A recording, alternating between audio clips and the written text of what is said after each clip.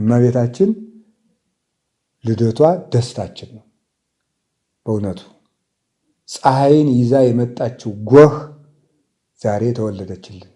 ዛሬ ግንቦት 1 ቀን ለዓለም ጎህ የቀደደበት ነው። እሷ አድጋ ደግሞ ከ15 ዓመቷ በኋላ ጎሂቱን ተከትሎ ፀሐይ ክርስቶስ ወደዚህ ዓለም ይመጣል፣ በዚህ ዓለምም ያበራል።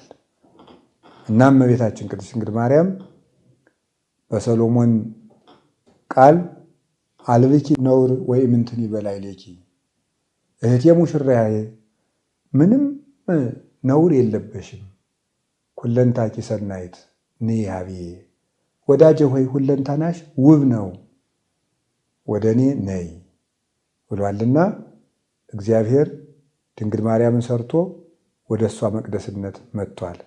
እግዚአብሔር ወደዚህ ዓለም እንግዳ ሆኖ ሲመጣ ቤት አልነበረምና ጌታን የተቀበልንባት ሁላችን የወከለችልን ንጽሕት አዳራሽ ዛሬ ተጠናቃ ተሰርታልን ተወልዳልናለች።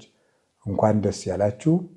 ጌታችን ኢየሱስ ክርስቶስ በእሷ አድሮ ይቀድሰን፣ ፍጻሜያችን ያሳምርልን፣ በደላችን ይቅር ይበለን።